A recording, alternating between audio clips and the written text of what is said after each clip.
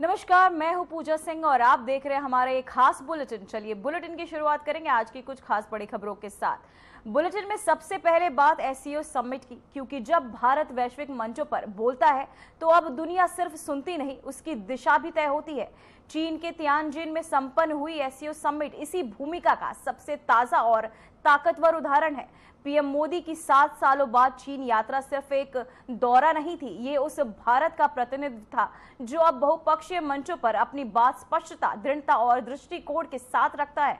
आतंकवाद पर मुखर रुख और या रूस के साथ रणनीति साझेदारी, सीमा मुद्दों पर चीन से स्पष्ट संवाद हो या पाकिस्तान को परोक्ष संदेश, इस समिट में हर तरफ भारत की कूटनीति मौजूदगी और प्रभाव दिखाएंगे। देखिए हमारी एक खास रिपोर्ट जिसमें आप जानेंगे कि कैसे भारत की यह निर्णायक उपस्थिति आज वैश्विक राजनीति में साहित्य और संतुलन की कुंजी बन रही है। तियानजिन चीन का एक तटीय शहर, जहां इस हफ्ते दुनिया की बड़ी ताकतों का जमावड़ा हुआ। शंघाई सहयोग संगठन यानी कि एससीओ की सालाना बैठक में इस बार जो हुआ वो केवल बहुपक्षीय सहयोग की बात नहीं थी। ये इस बात का प्रतीक था कि आज भारत सिर्फ एक भागीदार नहीं बल्कि वैश्विक एजेंडा तय करने वाला देश बन चुका है। प्रधानमंत्री नरेंद्र मोदी की ये 7 वर्षों में पहली चीन यात्रा रही, लेकिन इसमें हुए घटनाक्रमों की गूंज आने वाले कई वर्षों तक अंतर्राष्ट्रीय संबंधों को प्रभावित कर सकती है। चीन के तियानजिन शहर में जब एससीओ समिट की शुरुआत हुई तो वो एक औपचारिक सभा नहीं थी, बल्कि ये एक मंच था जहां बदलते वैश्विक समीकरण साफ नजर आ रहे थे। भारत, रूस, चीन, पाकिस्तान और मध्य एशिया के देशों के बीच आयोजित इस बहुपक्षीय बैठक में तमाम एजेंडे थे, लेकिन जो मुद्दा केंद्र में रहा वो था आतंकवाद। और जिस लहजे से प्रधानमंत्री नरेंद्र मोदी ने इस पर बात की, उसने पूरी दुनिया का ध्यान खींचा। प्रधानमंत्री नरेंद्र मोदी ने एससीओ को एस से सिक्योरिटी, सी से कनेक्टिविटी और ओ से अपॉर्चुनिटी का मंच बताया और कहा कि आतंकवाद आज वैश्विक शांति का सबसे बड़ा खतरा बन चुका है। बिना पाकिस्तान का नाम लिए उन्होंने एक स्पष्ट सवाल रखा, क्या कुछ देशों द्वारा आतंकवाद का खुला समर्थन हमें स्वीकार्य हो सकता है? उन्होंने जम्मू कश्मीर के पहलगाम में हाल ही में हुए आतंकी हमले का भी जिक्र किया, जिसे लेकर प्रधानमंत्री नरेंद्र मोदी का स्वर साफ था कि ये सिर्फ भारत का मामला नहीं, ये मानवता के विरुद्ध युद्ध है। उन्होंने एससीओ देशों से आग्रह किया कि आतंकवाद पर कोई दोहरा मापदंड नहीं होना चाहिए और न ही अलगाववाद और उग्रवाद को किसी रूप में सहन किया जाना चाहिए। यह हमला केवल भारत की अंतरात्मा पर ही आघात नहीं, यह मानवता में विश्वास रखने वाले हर देश, हर व्यक्ति को खुली चुनौती थी। ऐसे में प्रश्न उठना स्वाभाविक है, क्या कुछ देशों द्वारा आतंकवाद का खुलेआम समर्थन हमें स्वीकार्य हो सकता है? एक्सेलेंसी, हमें स्पष्ट रूप से और एक स्वर में कहना होगा कि आतंकवाद पर कोई भी डबल स्टैंडर्ड स्वीकार्य नहीं होंगे। हमें मिलकर आतंकवाद का हर रंग में, हर रूप में विरोध करना होगा। ये मानवता के प्रति हमारा दायित्व है। एक्सेलेंसी, इस समिट के दौरान प्रधानमंत्री नरेंद्र मोदी और रूसी राष्ट्रपति व्लादिमीर पुतिन की द्विपक्षीय बैठक भी हुई, जो सिर्फ परंपरागत राजनयिक औपचारिकता नहीं थी। दोनों नेताओं के बीच बातचीत उस विश्वास और सामरिक साझेदारी की झलक थी जो दशकों तक भारत रूस संबंधों की नींव रही है। आपसे मिलकर बहुत खुशी हो रही है और मैं हमेशा अनुभव करता हूँ कि आपको मिलना मतलब एक यादगार मीटिंग भी होती है, बहुत सी चीजों की जानकारियों का आदान प्रदान करने का अवसर मिलता है। हम लगातार संपर्क में रहे हैं। दोनों पक्षों के बीच नियमित रूप से कई उच्च स्तरीय बैठकें भी हुई है। इस वर्ष दिसंबर में हमारी 23वीं समिट के लिए 140 करोड़ भारतीय उत्सुकता पूर्वक आपका इंतजार कर रहे हैं। एक्सेलेंसी, ये हमारी special and privilege strategic partnership की गहराई और व्यापकता का परिचायक है। कठिन से कठिन परिस्थितियों में भी भारत और रूस हमेशा कंधे से कंधा मिलाकर चले हैं। हमारा करीबी सहयोग न केवल दोनों देशों के लोगों के लिए बल्कि वैश्विक शांति, स्थिरता और समृद्धि के लिए महत्वपूर्ण है। एक्सेलेंसी, यूक्रेन में चल रहे संघर्ष के विषय में हम लगातार चर्चा करते रहे हैं। हाल में किए गए शांति के सभी प्रयासों का हम स्वागत करते हैं।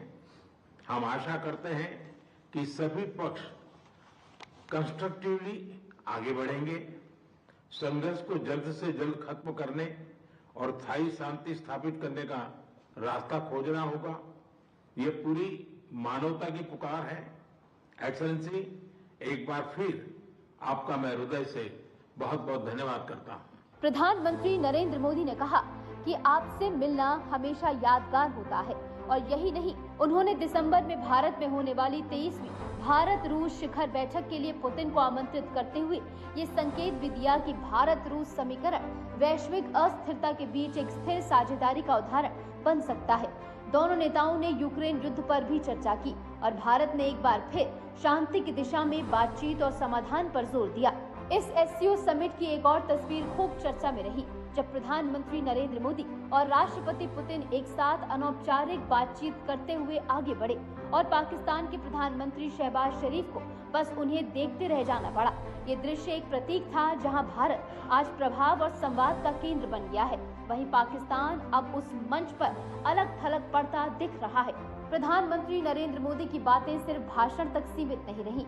एससीओ की साझा घोषणा में भारत की पहल को मान्यता मिली, जब पहलगाम हमले की औपचारिक निंदा की गई। घोषणा पत्र में कहा गया कि ऐसे हमलों के अपराधियों, साजिशकर्ताओं और समर्थन करने वालों को न्याय के कटघरे में लाना होगा। ये पहली बार है जब एससीओ जैसे मंच पर आतंकवाद पर इतना स्पष्ट स्टैंड लिया गया है और ये भारत की कूटनीति की बड़ी जीत मानी जा रही है। एससीओ समिट की पूर्व संध्या पर भारत और चीन के बीच भी द्विपक्षीय बातचीत हुई। प्रधानमंत्री नरेंद्र मोदी और राष्ट्रपति शी जिनपिंग ने ये स्वीकार किया कि हाल के वर्षों में तनाव की स्थिति रही है, लेकिन दोनों देशों ने इस बातचीत में सीमा विवाद के उचित समाधान की दिशा में काम करने की प्रतिबद्धता जताई। वहीं वैश्विक व्यापार में स्थिरता लाने के लिए चीन और भारत ने व्यापारिक निवेश बढ़ाने पर भी सहमति जताई। इसे अमेरिका के टैरिफ वॉर का प्रत्यक्ष जवाब माना जा रहा है। शी जिनपिंग ने अपने संबोधन में कहा कि एससीओ अब दुनिया का सबसे बड़ा क्षेत्रीय संगठन बन चुका है। उन्होंने सदस्य देशों के लिए 2 बिलियन युआन यानी कि लगभग $281 मिलियन की सहायता देने की घोषणा में की है, जो आर्थिक स्थिरता के लिए दी जाएगी। उन्होंने धौंस और दबाव की वैश्विक प्रवृत्तियों की आलोचना करते हुए अप्रत्यक्ष रूप से पश्चिमी देशों की नीतियों पर निशाना साधा। भारत की ये उपस्थिति सिर्फ एक प्रतिनिधि मंडल के रूप में नहीं, बल्कि वैश्विक एजेंडा सेट करने वाली ताकत के रूप में दर्ज हुई है। एससीओ समिट के मंच पर आतंकवाद के खिलाफ जिस स्पष्टता से भारत ने अपनी बात रखी, वो आने वाले वर्षों में संगठन की दिशा को तय करेगी। प्रधानमंत्री नरेंद्र मोदी का ये दौरा, पुतिन और शी जिनपिंग से हुई मुलाकातें, एससीओ की संयुक्त घोषणाएं और पाकिस्तान की कूटनीतिक अलगाव, ये सब संकेत करते हैं कि भारत अब सिर्फ भागीदार नहीं, एक निर्णायक आवाज बन चुका है। Bureau report, RNTV। Jammu Kashmir में आई बाढ़ की विकट स्थिति के बीच केंद्रीय गृह मंत्री अमित शाह ने जम्मू में बाढ़ प्रभावित इलाकों का निरीक्षण किया। इसके बाद उन्होंने उपराज्यपाल मनोज सिन्हा और जम्मू कश्मीर के मुख्यमंत्री उमर अब्दुल्ला के साथ एक उच्च स्तरीय समीक्षा बैठक की। इस बैठक में राहत और पुनर्वास उपायों की गहन समीक्षा की गई और जरूरी निर्देश भी दिए गए। केंद्र और राज्य प्रशासन मिलकर स्थिति पर काबू पाने में जुटे हुए हैं। वहीं राहत कार्यों को तेजी से आगे बढ़ाने के लिए कई अहम फैसले भी लिए गए।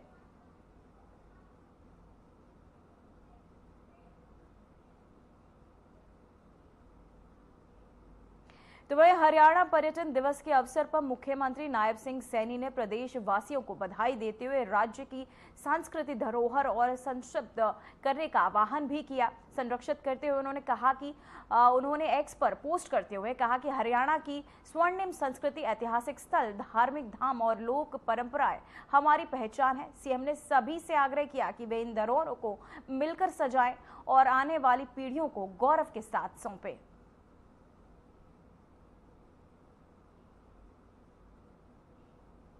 तो वहीं भोपाल से एक अनोखी पहल की शुरुआत हुई है। जहां मध्य प्रदेश के मुख्यमंत्री मोहन यादव ने मुख्यमंत्री निवास के मुख्य द्वार पर स्थापित विक्रमादित्य वैदिक घड़ी का लोकार्पण किया। इस घड़ी की खास बात यह है कि यह न केवल आधुनिक ग्रीनविच समय प्रणाली को दर्शाएगी, बल्कि वैदिक काल की परंपरागत काल गणना, मुहूर्त और नक्षत्रों की जानकारी भी देगी। इस अवसर पर मुख्यमंत्री ने सभी को बधाई देते हुए इसे भारत की प्राचीन वैज्ञानिकता और आधुनिकता का संगम बताया।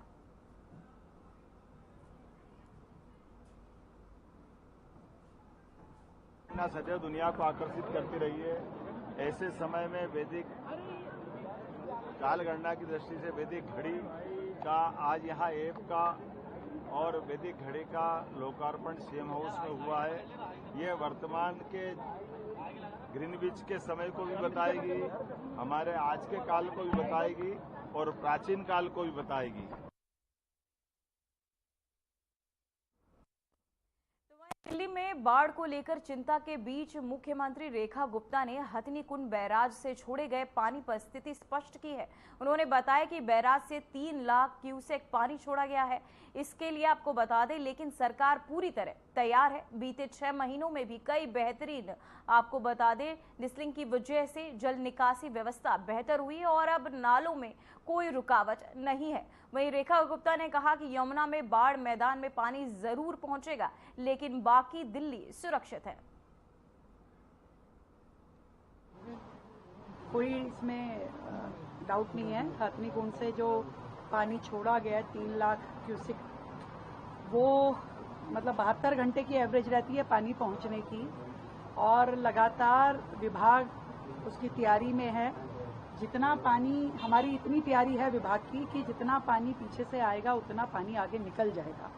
यही लाभ हुआ है पिछले 6 महीने में बेहतरीन डीसिल्टिंग का, कि जिसके कारण से हम किसी भी तरीके की जो नालों पे ब्लॉकेज थी, आज सारे गेट खुले हुए हैं बैराज के, आज कहीं पे ब्लॉकेज नहीं है, आज पानी निकल पा रहा है। जरूर यमुना फ्लड प्लेन में पानी पहुंचेगा, क्योंकि वो यमुना जी का ही एरिया है। ये तो अब लोग वहां रहने लगे हैं, बसने लगे हैं, उन्होंने बना लिया, तो इस कारण से उनको दिक्कत जरूर रहेगी, इसमें कोई दो राय नहीं है। परंतु यमुना फ्लड प्लेन्स के अलावा पानी बाहर नहीं पहुंचेगा, इस चीज का मैं दिल्ली की जनता को विश्वास दिलाती हूँ। वो बेफिक्र होकर रह सकते हैं, पूरी तरीके से मुस्तैद है। हर घंटे की रिपोर्ट हम लोग ले रहे हैं। पानी अभी 205.6 के लेवल पे है। पिछली बार जब 2023 में जब बाढ़ आई थी तो 208.66 का लेवल काउंट किया गया था। मुझे लगता है कि अगर ये 3 लाख क्यूसेक भी पानी आने से दिल्ली में हम लोग 207 तक या 207 से थोड़ा ऊपर तक पहुंचेंगे, फिर भी दिल्ली किसी भी प्रकार के खतरे में नहीं। बर्ड फ्लू का भी मामला आया है दिल्ली के अंदर, चिड़ियाघर को बंद कर दिया गया है।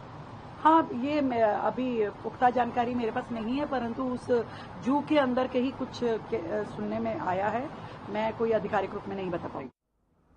तो वहीं दिल्ली में सियासत एक बार फिर गरमाई हुई है। बीजेपी सांसद रविशंकर प्रसाद ने राहुल गांधी पर तीखा हमला बोला है। उन्होंने कहा कि जो नेता मोहब्बत की दुकान लेकर निकलते, उन्होंने उसी दुकान में नफरत परोसी है और अब पूरा देश ये देख रहा है। रविशंकर प्रसाद ने राहुल को गैर जिम्मेदार नेता करार देते हुए तेजस्वी यादव की स्थिति पर भी तंज कसा। पूछा कि आखिर तेजस्वी बिहार में दूसरे नंबर पर क्यों पहुंच गए। इस बयान ने राजनीतिक हलकों में बहस को और तेज कर दिया है। प्रतिभा और क्षमता से आए हैं कि परिवार के कारण आए हैं, देश जानता है। इन कुर्सी पर बैठने के बाद तो कुछ आपका आचरण मर्यादित होगा। याद है ना, मोहब्बत की दुकान लेके चले थे अपनी यात्रा में, याद है कि भूल गए आप लोग? उस मोहब्बत की दुकान में कितना नफरत परोसा, ये भी आप जानते हैं। जरा भैया शांत रहिए, बड़ी कृपा होगी पीछे प्लीज। तो नफरत ही परोसे, अब आप एटम बम और हाइड्रोजन बम की बात बोलते हैं। यह देश को समझना चाहिए, राहुल गांधी गैर जिम्मेवार हैं। इस देश को समझना चाहिए, राहुल गांधी इज इररिस्पॉन्सिबल। और आज मैं इसका एक कॉन्टेक्स्ट बताऊंगा, क्योंकि यात्रा समाप्त हुई है इसलिए बताना जरूरी है। वैसे मामला एक मुझे और रोचक लगा। जो गाड़ी में घूमते हैं तो राहुल गांधी आगे, तेजस्वी पीछे, अखिलेश यादव भी पीछे। बीच में तेजस्वी जी की एक बहन रोहिणी जी दिखाई पड़ी थी उत्तर बिहार में कहीं पर। आज मैं खोज रहा था कि पटना के 2 सांसद हैं, एक मैं हूं और एक हमारी मीसा भारती जी हैं, लालू जी की पुत्री और तेजस्वी की बहन, वो दिखाई नहीं पड़ी कहीं पर।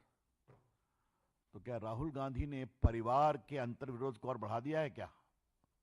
ये उनका विषय है, वो जवाब देंगे। But come on Tejashwi Yadav, आप 2 नंबर के खिलाड़ी क्यों हो गए बिहार में? जिस कांग्रेस का कोई वोट नहीं है वो आपके भरोसे चलती है और आप हो गए नंबर 2 प्लेयर। ये भी देखने की जरूरत है।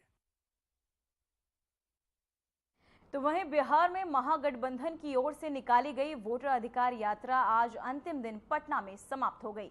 एसआईआर के मुद्दे को लेकर राहुल गांधी और तेजस्वी यादव की इस यात्रा की शुरुआत 17 अगस्त को सासाराम से हुई थी, जो 23 जिलों से होते हुए आज पटना पहुंची थी, जहां आज तेजस्वी यादव आखिरी दिन जमकर निशाना साधा, जहां डबल इंजन की सरकार को अपराध और भ्रष्टाचार का प्रतीक बताते हुए मतदाताओं से अपने अधिकारों की रक्षा की अपील की। लेकिन भाई लोग, हम लोगों ने जो कहा है वही ये नकलची सरकार काम कर रही है कि नहीं? नकलची सरकार वो काम। हमने बोला पेंशन बढ़ाएंगे तो सरकार कहती है पेंशन बढ़ाएंगे। हमने कहा डोमिसाइल बनाएंगे कानून, तो ये कहती है हम भी बनाएंगे। हमने कहा फ्री में बिजली देंगे, तो ये सरकार कहती है फ्री में बिजली देंगे। हमने कहा युवा आयोग बनाएंगे, ये सरकार कहती है हम भी युवा आयोग बनाएंगे। हम बोले माई बहन मार योजना लाएंगे, तो ये कहते हैं 10,000 रुपया हम भी महीना देंगे, फिर बाद में समीक्षा करेंगे। ये सरकार नकल तो कर सकती है लेकिन विजन नहीं ला सकती है, नई सोच नहीं ला सकती है। तेजस्वी आगे आगे और ये सरकार पीछे पीछे। इसलिए आप लोगों को तय करना है कि आपको डुप्लीकेट सीएम चाहिए कि ओरिजिनल सीएम चाहिए? डुप्लीकेट की ओरिजिनल चाहिए ना? तो सरकार को भगाना है ना? अब मिल करके सभी जाति धर्म वर्ग के लोगों को हम लोग साथ लेके चलेंगे और एक नया बिहार बनाएंगे, जहां पढ़ाई, दवाई, कमाई, सिंचाई, सुनवाई और कार्रवाई वाली सरकार हो, जहां कारखाने लगे, उद्योग, निवेश आए, कोई हमारा बिहार के लोग बाहर पढ़ाई न करे, बल्कि हर हाथ रोजगार मिले, नौकरी मिले, ऐसा बिहार हम लोगों को बनाना है। ये बिहार में जो सरकार चल रही है, ये डबल इंजन की सरकार, एक इंजन अपराध में है लगा हुआ और दूसरा इंजन भ्रष्टाचार में लगा हुआ है। बहुत लोगों का नाम काटा जा रहा है। आप लोगों को अपने वोट की रक्षा करनी है। बताइए, अपने वोट की रक्षा कीजिएगा कि नहीं कीजिएगा? और अपने जान पहचान वाले रिश्तेदार, दोस्त, यारों का भी वोट कटने नहीं देना है। और यही नहीं, बड़ी चालाकी से फर्जी वोट भी जोड़े जा रहे हैं। तो यहां बिहार में गड़बड़ करने वाले को मुंह तोड़ जवाब देना है, मुंह तोड़ जवाब देना है। एक बेईमान भ्रष्टाचार वाली सरकार, अपराध बढ़ गया बिहार में। ऐसी सरकार को हम लोगों को आने वाले चुनाव में उखाड़ करके फेंकने का काम करना है। तो वहीं मंच से राहुल गांधी ने चुनाव आयोग और बीजेपी पर गंभीर आरोप लगाते हुए सियासी हलकों में हलचल मचा दी है। राहुल का कहना है कि महाराष्ट्र में एनसीपी, कांग्रेस और शिवसेना के चुनाव चुराया गया है और अब वही साजिश लोकसभा और विधानसभा चुनाव में भी दिख रही है। उन्होंने दावा किया कि तकरीबन 1 करोड़ नए मतदाता चुनाव बाद जोड़े गए और सारे वोट बीजेपी के खाते में चले गए। महाराष्ट्र में एनसीपी, कांग्रेस पार्टी और शिवसेना से चुनाव चोरी किया गया था। ये 100% सच है। तकरीबन 1 करोड़ नए वोटर लोकसभा चुनाव के बाद वोटर लिस्ट में जोड़े जाते हैं। बढ़ाए जाते हैं, नए वोटर आके वोट करते हैं। हमारे गठबंधन का जो वोट था, जितना हमें लोकसभा में मिला उतना हमें विधानसभा में मिला, एक वोट कम नहीं हुआ। और सारे के सारे नए वोट बीजेपी के अलायंस के खाते में गए। लोकसभा हम जीते, विधानसभा में हमारी पार्टियां तीनों की तीनों मजबूत पार्टियां साफ हो गई। क्यों? क्योंकि इलेक्शन कमीशन ने और बीजेपी ने मिलकर वोट चोरी की। उसके बाद हमने साफ दिखाया, महादेवापुरा में बेंगलोर सेंट्रल की सीट में हमने साफ दिखाया कि एक असेंबली में 1 लाख से ज्यादा फर्जी वोटर थे। बेंगलोर सेंट्रल में 7 विधानसभाएं हैं, 6 में हम जीतते हैं, कांग्रेस पार्टी जीतती है। जहां पे 1 लाख फर्जी वोट थे, वहां पे हम साफ हो जाते हैं और उसी असेंबली के कारण बीजेपी लोकसभा जीत जाती है। हमने ये प्रेस कॉन्फ्रेंस में दिखाया, डेटा के साथ दिखाया। इलेक्शन कमीशन हमें वोटर लिस्ट नहीं देती, वीडियोग्राफी नहीं देती। हमारे लोगों ने कागज की वोटर लिस्ट से फोटो मिलाकर, नाम मिलाकर, एड्रेस मिलाकर यह काम किया।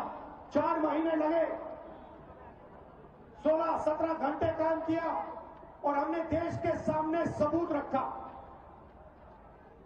ब्लैक एंड व्हाइट में हमने सबूत रखा।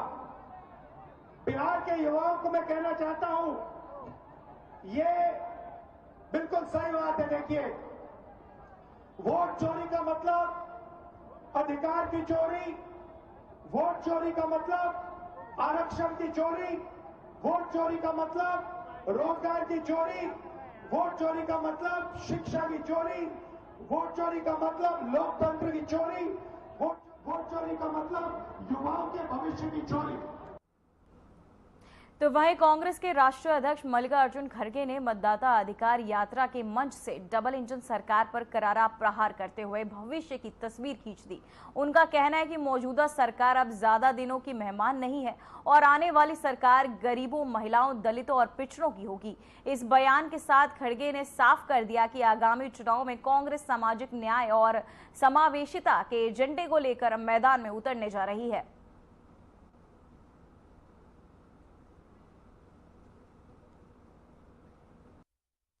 तो भाइयों, अगर देश का एक डबल इंजन का सरकार यहाँ जो है, जैसा तेजस्वी ने कहा, ये डबल इंजन की सरकार 6 महीने के बाद नहीं रहेगी। और ये सरकार, जो नई सरकार आएगी, वो गरीबों की सरकार होगी, गरीब महिलाओं की सरकार होगी, दलितों की सरकार होगी, पिछड़ों की सरकार होगी। इसीलिए आपको मेहनत करना पड़ता है।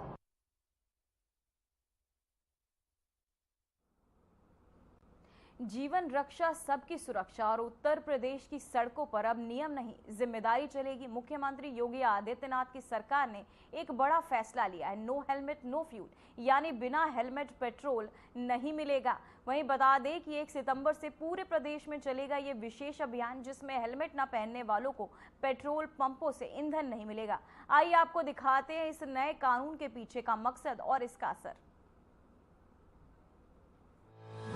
हर दिन उत्तर प्रदेश की सड़कों पर हजारों दोपहिया वाहन चलते हैं, लेकिन एक छोटी सी लापरवाही हेलमेट ना पहनना जिंदगी को खतरे में डाल सकती है। इसी सोच के साथ योगी सरकार ने उठाया है एक सख्त लेकिन जरूरी कदम। 1 सितंबर से शुरू हो गया है नो हेलमेट नो फ्लू अभियान। इस 1 महीने के विशेष अभियान के तहत अब कोई भी दोपहिया वाहन चालक अगर हेलमेट नहीं पहने होगा, उसे पेट्रोल या डीजल नहीं दिया जाएगा। मुख्यमंत्री योगी आदित्यनाथ ने कहा है कि इसका उद्देश्य किसी को दंडित करना नहीं, बल्कि लोगों को सुरक्षा की आदत डालना है। यह पहल सड़क दुर्घटनाओं में होने वाले मौतों को रोकने की दिशा में एक निर्णायक कदम मानी जा रही है। इस अभियान की निगरानी जिलाधिकारी की अध्यक्षता वाली सड़क सुरक्षा समितियां करेंगी। पुलिस, परिवहन विभाग, पेट्रोल पंप ऑपरेटर और सूचना विभाग सभी मिलकर यह सुनिश्चित करेंगे कि नियम हर जगह लागू हो।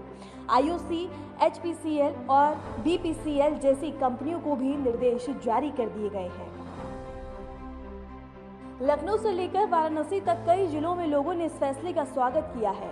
कुछ बाइक सवारों का कहना है कि यह नियम उन्हें जिम्मेदारी से गाड़ी चलाने की याद दिलाता है। वहीं पेट्रोल पंप संचालकों के लिए यह एक नया दायित्व है कि सबका मकसद एक ही है, सड़क पर जिंदगी को सुरक्षित बनाना। अधिकारियों का कहना है कि इस अभियान की सबसे बड़ी ताकत है कि ये पूरे यूपी के सभी 75 जिलों में एक साथ चलाया जा रहा है। जिला अधिकारी स्वयं इसकी निगरानी करेंगे। जिला सड़क सुरक्षा समिति को जिम्मेदारी दी गई है। वे अभियान को प्रभावी बनाने के लिए सभी संबंधित विभागों को जोड़ेंगे। पुलिस की जिम्मेदारी होगी कि वे जगह जगह चेकिंग कराएं और बिना हेलमेट वालों को चेतावनी दें। परिवहन विभाग नियम उल्लंघन करने वालों पर कार्रवाई करेगा और राजस्व प्रशासन पूरे अभियान की मॉनिटरिंग में सहयोग देगा। पेट्रोल पंपों पर इस अभियान का सबसे सीधा असर दिखेगा। अब कोई भी बिना हेलमेट पहुंचेगा तो पंप कर्मचारी उसे ईंधन देने से मना कर सकेंगे। इसके लिए सरकार ने सभी फिलहाल खबरों और रिपोर्ट्स में इतना ही। मुझे दीजिए इजाजत। नमस्कार।